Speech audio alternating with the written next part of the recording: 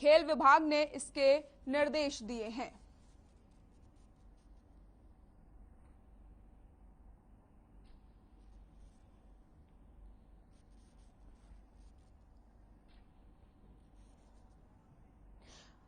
और चंडीगढ़ से इस वक्त की बड़ी खबर आपको बता देते हैं। कोरोना पर सरकार का बड़ा फैसला, 4 जिलों में मास्क पहनना जरूरी कर दिया गया है। बाकी जिलों में मास्क से अभी राहत जारी है। चंडीगढ़ में भी सख्ती बढ़ा दी गई है। कोरोना पर सरकार का बड़ा फैसला, इस वक्त की बड़ी खबर। 4 जिलों में मास्क पहनना जरूरी कर दिया गया है। बाकी जिलों में मास्क से राहत जारी कर दी गई है। इसी के साथ आपको बताते चले, चंडीगढ़ में भी सख्ती बढ़ा दी गई है। कोरोना के बढ़ते मामलों को देखते हुए सरकार ने एक बार फिर से सख्ती शुरू कर दी है। प्रदेश के 4 जिलों में गुरुग्राम, फरीदाबाद, सोनीपत और झज्जर में मास्क को फिर से लागू कर दिया गया है। साथ ही साथ चंडीगढ़ की अगर हम बात करते हैं तो प्रशासन ने यहां पर भी मास्क जरूरी कर दिया है। तो कोरोना पर सरकार का बड़ा फैसला सामने आ चुका है। 4 जिलों में मास्क पहनना जरूरी कर दिया गया है।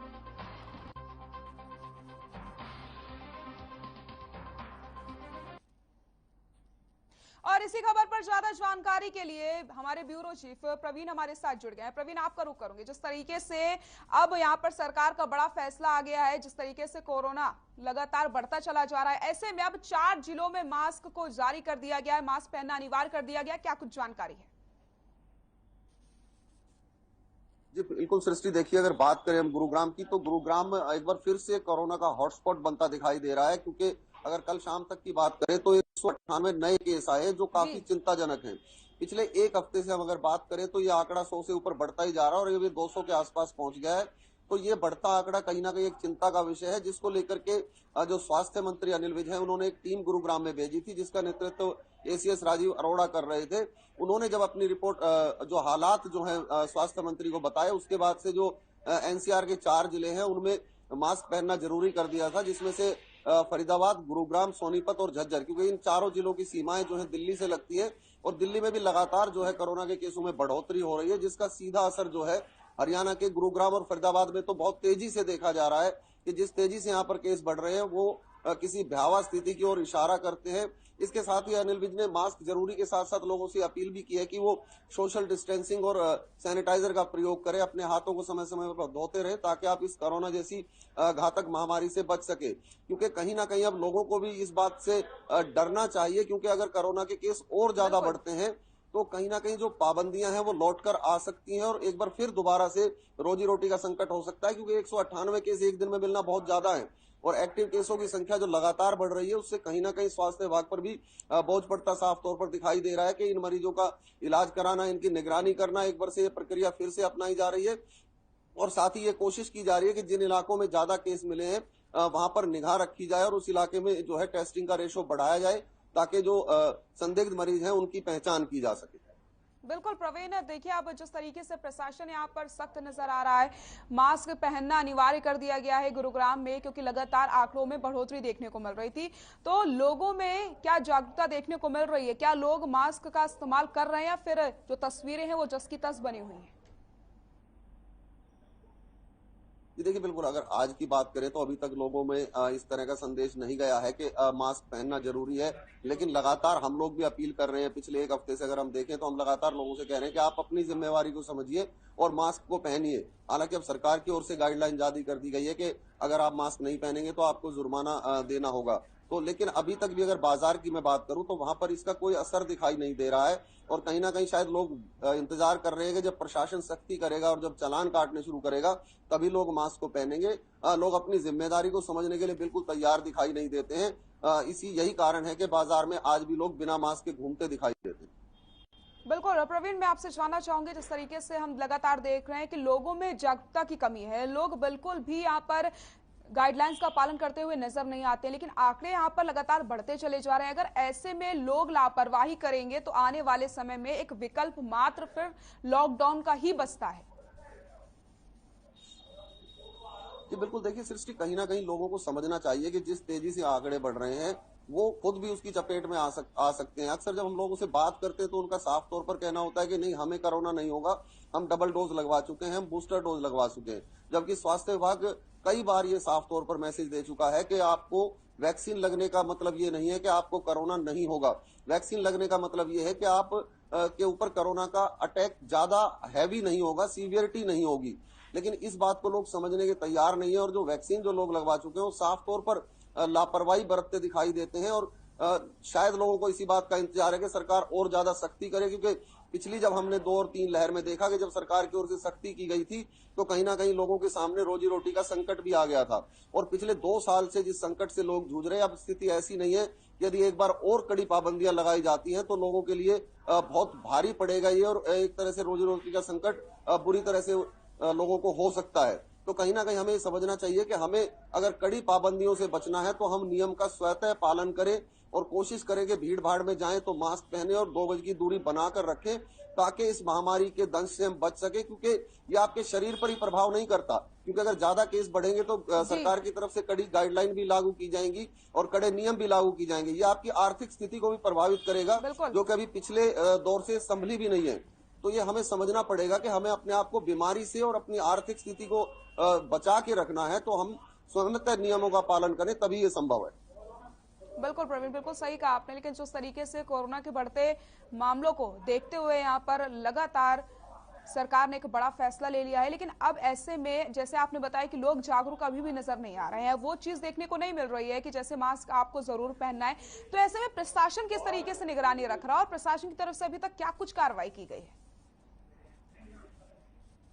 देखिए, फिलहाल प्रशासन आज कार्रवाई करने की शुरुआत करने जा रहा है, क्योंकि अभी एक समय दिया गया लोगों के, लोग बाग इस बात को समझ सके कि सरकार की ओर से पाबंदियां दोबारा लगा दी गई हैं। हाँ, इतना जरूर है कि जो स्कूल के बच्चे हैं वो आज जरूर मास्क पहनते नजर आए, क्योंकि इस बीमारी में अब बच्चों को भी जो है इन्फेक्शन हो रहा है कोरोना का, तो बच्चे कहीं ना कहीं मास्क पहनते नजर आए हैं। स्कूलों ने जरूर इस नियम को लागू करने में सख्ती दिखाई है, लेकिन अगर हम सरकारी कार्यालयों की बात करें या निजी कार्यालयों की बात करें या बाजार की बात करें और सार्वजनिक स्थानों की बात करें, वहां पर इस तरह के नियम में भी कोई सख्ती दिखाई नहीं देती। तो कहीं ना कहीं सरकार को चाहिए, प्रशासन को चाहिए कि जब आदेश जारी हो गए हैं तो इनको एक बार सख्ती से लागू किया जाए, ताकि जो केसों की बढ़ोतरी है वो रुक सके और कोरोना जैसी महामारी से हमें निजात मिल सके। बिल्कुल प्रवीण, लेकिन अब अगर हम बात कर लेते हैं छोटे बच्चों की, जिस तरीके से स्कूल की शुरुआत हो चुकी है, बच्चे स्कूल जाने लग गए हैं, ऐसे में बच्चे बस में बैठते हैं, वहां पर भी एक साथ बच्चे बैठते हैं और उसके बाद स्कूल में भी वो एक साथ पढ़ाई करते हैं बैठ करके। तो ऐसे में स्कूल में किस तरीके की गाइडलाइंस का पालन करवाया जा रहा है ताकि बच्चों को सुरक्षित रखा जा सके? जी बिल्कुल, देखिए, जब से गाइडलाइन से पहले भी कुछ स्कूल ऐसे थे जो लगातार कोशिश कर रहे थे कि बच्चे मास्क पहनकर ही आएं और उनको उचित दूरी पर बैठाया जाए। इसके साथ ही जो स्कूल का एंट्री गेट है वहां पर सैनिटाइजर की व्यवस्था भी की गई है कुछ स्कूलों में, ताकि बच्चे हैंड सैनिटाइज कर सकें। और जो मास्क के ऊपर अब एक बार दोबारा से जो है स्कूलों ने जोर दिया है कि कोई भी बच्चा बिना मास्क के स्कूल में नहीं आएगा। और साथ ही अगर किसी बच्चे की तबीयत कुछ भी थोड़ी बहुत भी खराब होती है तो उसको तुरंत जो है इलाज के लिए भेजा जाएगा, उसके माता पिता को इन्फॉर्म किया जाएगा, ताकि बच्चों में ये ना फैल सके। क्योंकि अभी तो बच्चों में जब से आना शुरू हुआ है तब से जो है और ज्यादा भय की स्थिति पैदा हो गई है।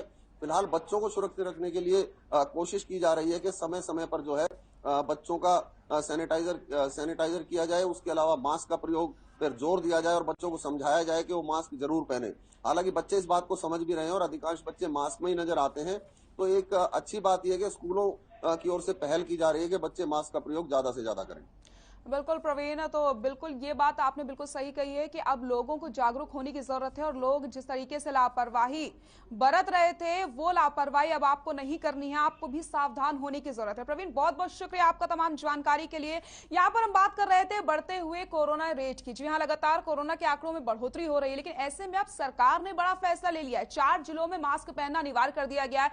अब आप सभी को भी सावधानी बरतनी और हर खबर भी आपसे यही अपील करता है कि आप सभी मास्क का इस्तेमाल जरूर करें, ताकि आप खुद को सुरक्षित रख सकें, आप अपने परिवार को सुरक्षित रख सकें और ज्यादा से ज्यादा आपको वैक्सीनेशन भी करवाना है। आइए रुक कर लेते हैं अगली खबर का। चंडीगढ़ में गुरिंदर सिंह बाली ने हर खबर के साथ बातचीत की है।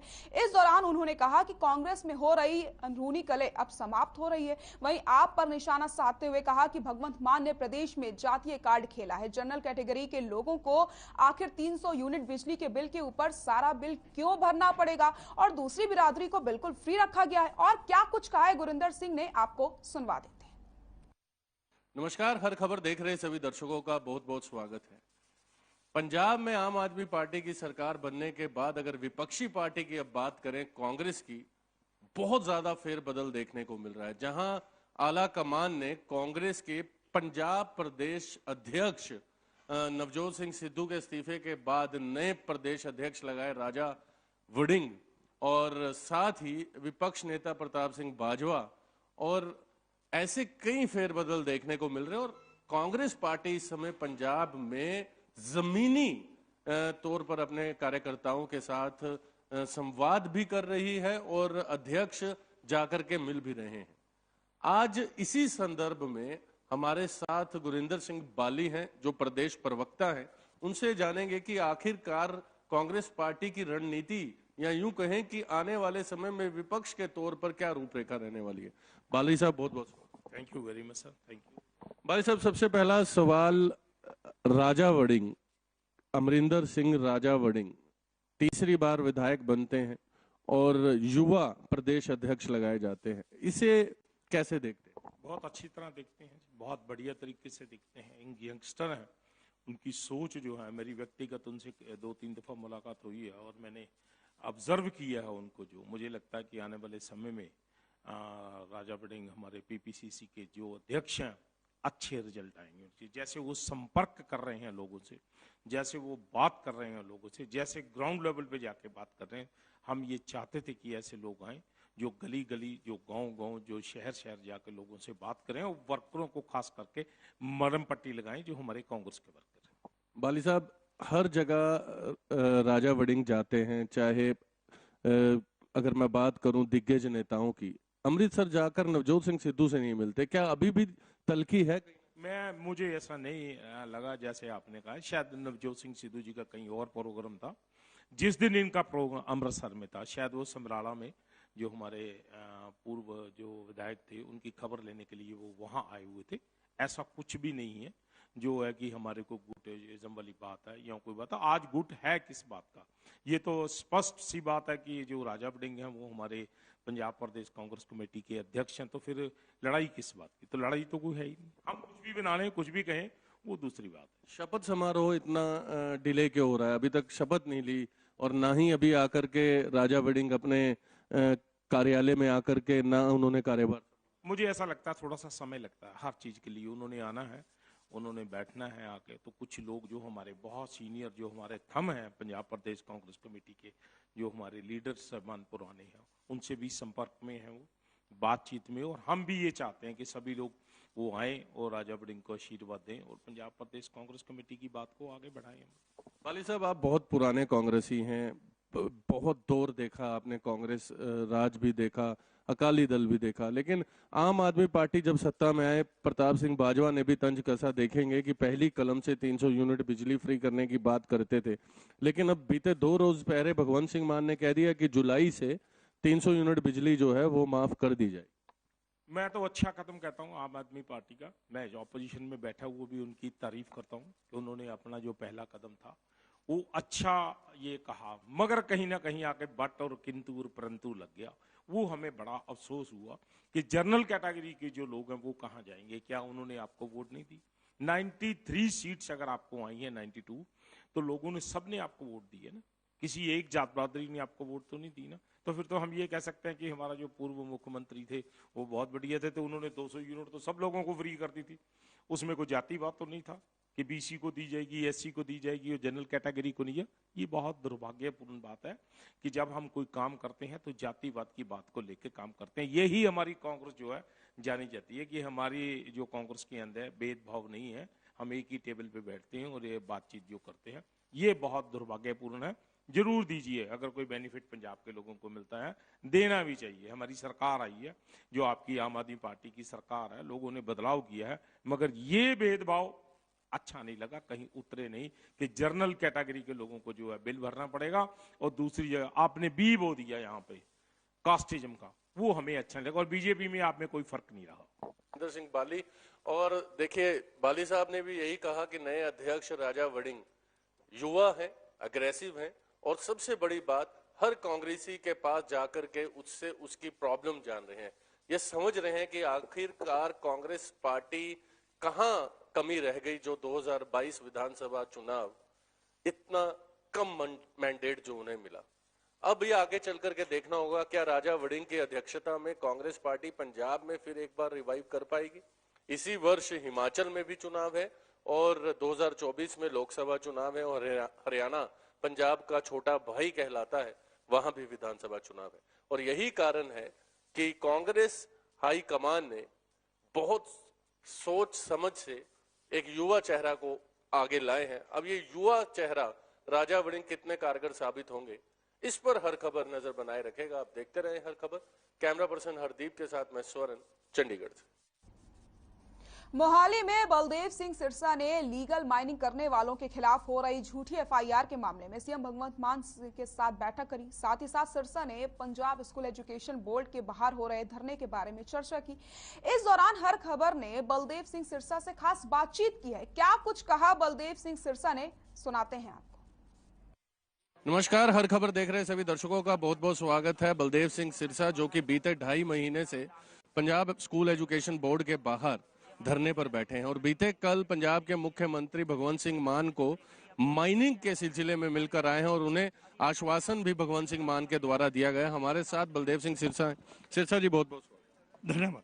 बहुत पहला मेरा सवाल है कि माइनिंग को लेकर के जो पूरे पंजाब में बात फैलाई जा रही है और खास सरकार ने भी ये कहा कि माइनिंग तब तक नहीं होने देंगे जब तक भ्रष्टाचार पर नकेल नहीं डालेंगे, और आप बीते कल मांग लेकर के गए, किस संदर्भ में गए? देखिए, वो माइनिंग जो कल हमने मुद्दा अपनी मीटिंग में उठाया, जहां पर किसानी मसलों की बात हुई, जहां पर किताबों के मसले पर बात हुई, वहीं पर हमें माइनिंग उठाया था कि जो 3 फुट तक माइनिंग लोग करते हैं वो माइनिंग एक्ट के अंदर नहीं आता। उन पर जो पुलिस पर्चे दर्ज कर रही है, वो गलत कर रही है, नाजायज कर रही है, उन पर्चों को रोका जाए। हमने ये मुद्दा कल उठाया था। तो क्या कहा मुख्यमंत्री? सीएम साहब ने कहा ठीक है, जो माइनिंग एक्ट का नहीं आता वो हम नोटिफिकेशन करेंगे, उन पर पर्चा नहीं होगा। ये उन्होंने हमारे को आश्वासन दिया। इस संदर्भ में आपकी चीफ सेक्रेटरी से बात?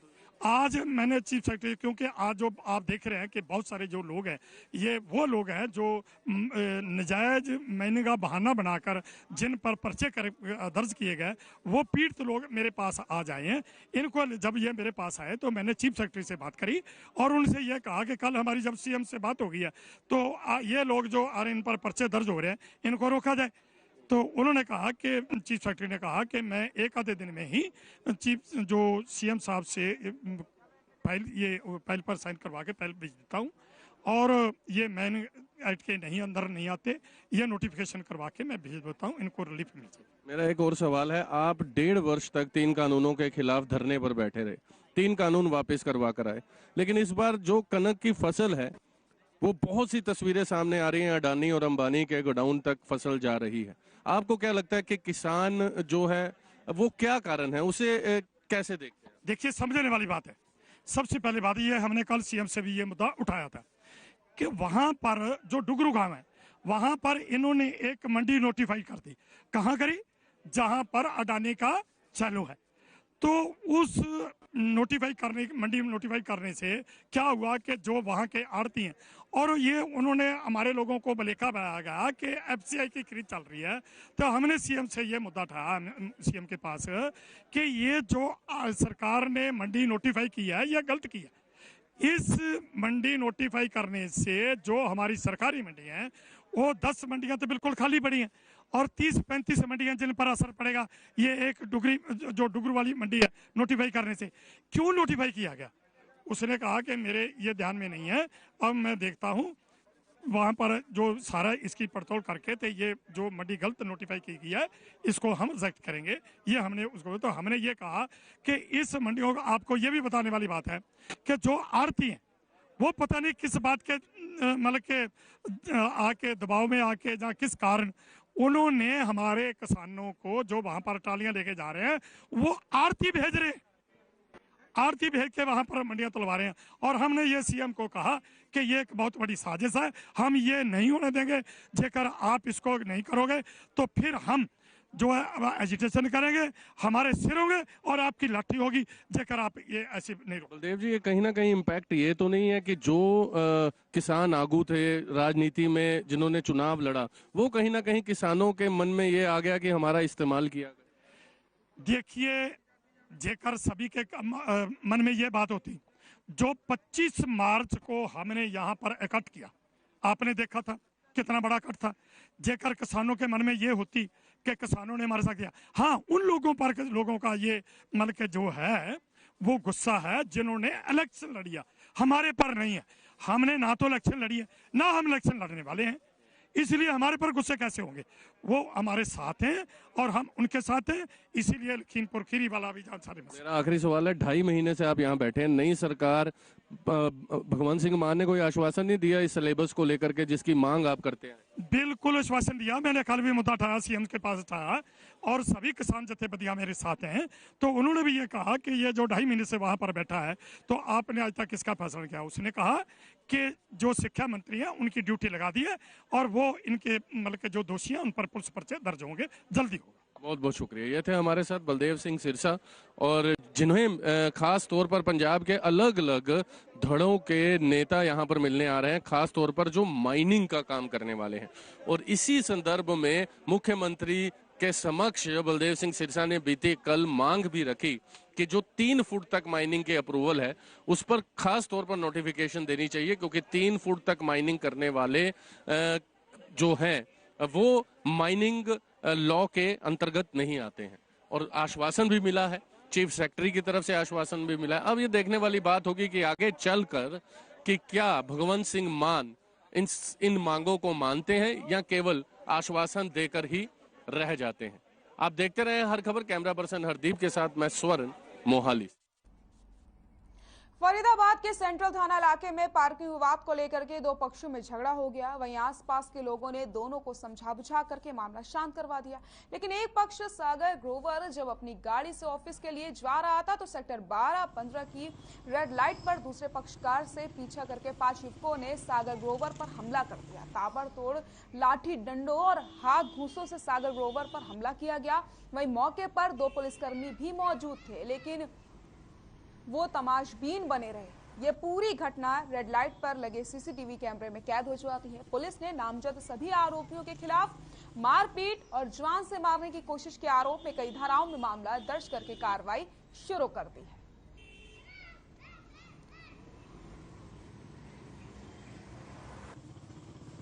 सर जी, आज जब मैं घर से निकला ऑफिस जाने के लिए, मुझे ऐसा लगा मेरे पीछे कोई लगा हुआ है। तो मैं ऑफिस जा रहा था, फ़ोन पे बात कर रहा था, काम में सुबह सुबह बंदा काम में ध्यान दे रहा होता है। लेकिन जब मैं 15 सेक्टर की रेड लाइट पे रुका तो 2 गाड़ियाँ आके रुकी, दोनों का नंबर 69। मैं इसलिए जानता हूँ वो गाड़ियाँ किसकी हैं क्योंकि वो बंदा भी साथ में ही था और 4 लोग और थे जिन्होंने दे धनाधन गाड़ी के शीशों पे मार मार के मेरे को बाहर निकालने की कोशिश करी। ये तो थार गाड़ी थी और शीशा बुलेट प्रूफ था, तो शीशा टूटा ही नहीं। होमगार्ड भी थे, सब सीसीटीवी में आया है। 2 भाई साहब उन्होंने देख लिया, विटनेस है। और ये मतलब मैं तो हाथ जोड़ के पुलिस वालों से विनती करता हूँ कि मेरे को अपनी जान का खतरा है, मैं ये रोज की टेंशन नहीं लेना चाहता। आप इसका कानूनी लीगली जो भी है इसका जरूर फैसला करिए प्लीज। मेरे सामने 1204 में सचिन सरीन रहता है। कल शाम को मेरे बेटे की उससे बहस हो गई, जो मैंने रात को सुलझा दी, माफ़ीनामा करा दिया। लेकिन आज सुबह 11 बजे जब मेरा बेटा आ रहा था ऑफिस के लिए तो 15 सेक्टर की रेड लाइट पे 2 गाड़ियाँ जिनका नंबर 69 था दोनों का, उन्होंने आगे पीछे गाड़ी लगा के गाड़ी के टायर के आगे बहुत बड़ा पत्थर रख दिया और गाड़ी पे डंडे बरसाने शुरू कर दिए कि तू बाहर निकल, तेरे को जान से मार देंगे हम। लेकिन मेरे बेटे ने गाड़ी नहीं खोली और वहाँ पर 2 प्रेस वाले मिल गए उन्होंने और 2 होमगार्ड भी थे, वो भी आ गए, उन्होंने पत्थर हटाया तो ये जान बचा के वहाँ से भागा। हाँ, इसमें कल दिनांक 16 को सेक्टर 14 में रहने वाले सागर ग्रोवर के ऊपर हमला हुआ था सेक्टर 14-15 की रेड लाइट पे। ये इनके जिनके खिलाफ दी है वो उनके पड़ोसी है, दोनों पड़ोसी है। उनका पहले भी 15 तारीख को झगड़ा हुआ था आपस में, जो सामाजिक रूप से समझौता हो गया था, जिसके कारण जब कंप्लेनेंट ग्रोवर अपने ऑफिस जा रहा था सुबह तो 12-15 की रेड लाइट पर जब ये रुका है तो 3-4 गाड़ी पीछे से आई है और इसके गाड़ी के आगे पत्थर लगाकर इसके चारों तरफ से इस पे हमला शुरू कर दिया है, जिससे शीशा तो नहीं टूटा है लेकिन हमला करके वो हमलावर भाग गए थे, जिसके कंप्लेनेंट की दरखास्त पे FIR दर्ज की गई है, जिसकी तफ्तीश अभी जारी है। बुलेटिन में फिलहाल के लिए इतना ही। नमस्कार।